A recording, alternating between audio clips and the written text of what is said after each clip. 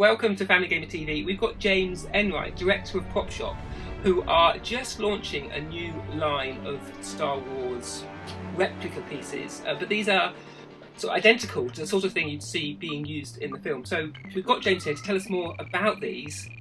We're very excited to be launching these products, these collectibles.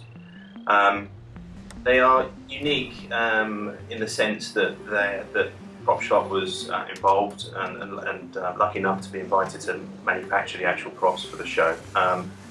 And they're made by film technicians and film artists. So you know, there's an intimacy here with these products. We got involved in this particular line because we felt that we could do it differently, and I think we can bring something new to the market and make something something new and exciting for the collector, especially for the Star Wars fans. Yeah, nice. So obviously anyone who's seen the film will be recognising the different pieces here. Would you maybe sort of point to some of these, maybe pick some of them up and sort of just show us, you know, how they're above and beyond the sort of toys you'd see, that you could buy in consumer shelves?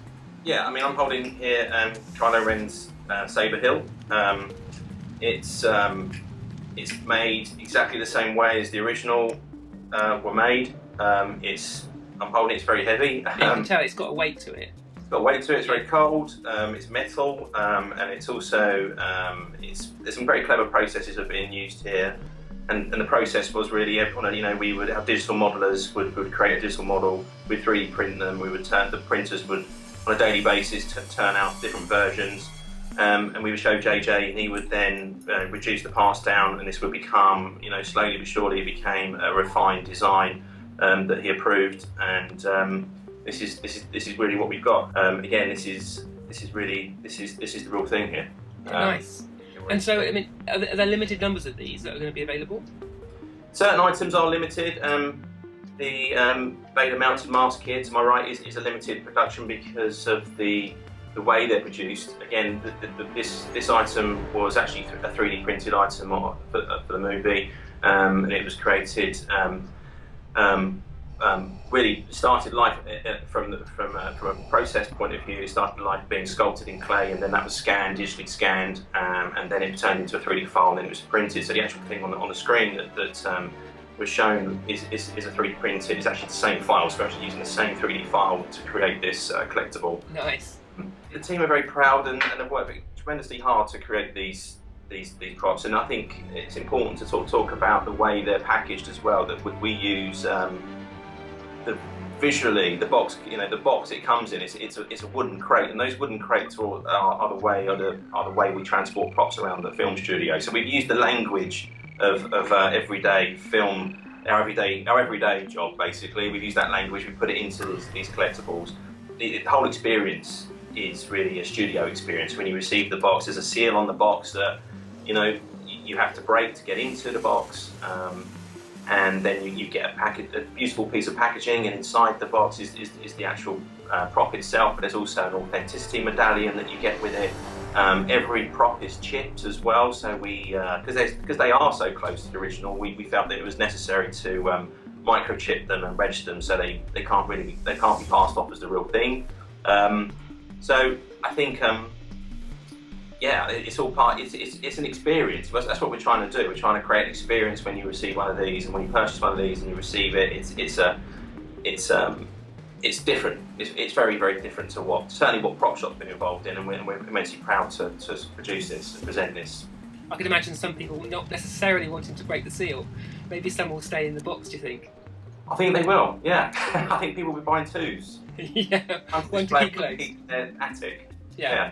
So I can see on these pieces here, there's lots of different materials. Some are shiny, some are worn, there's lots of textures. How do you go about sort of recreating that? It looks like these are the real things, so how do you do that?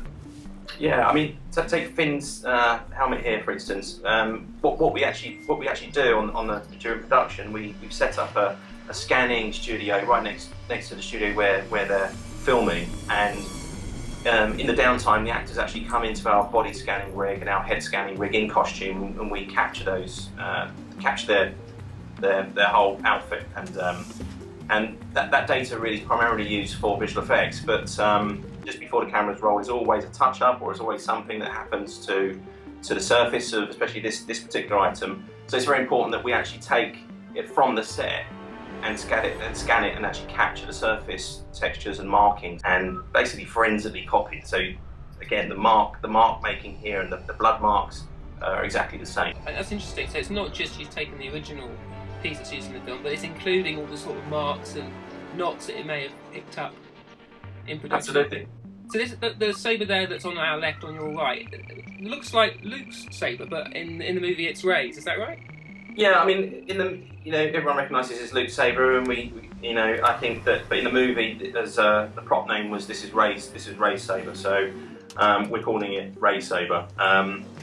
This sort of, Star Wars fans, avid Star Wars fans, knows that the handle was made from a Graflex handle, and we wanted to reproduce that. And what we did, we took the originals, and we from scan data from the originals, and obviously looking at Graflex handles. But this is a complete overhaul. So on the movie, we actually made them from scratch, and there's again, it's a metal body. There's some 3D printed components on here.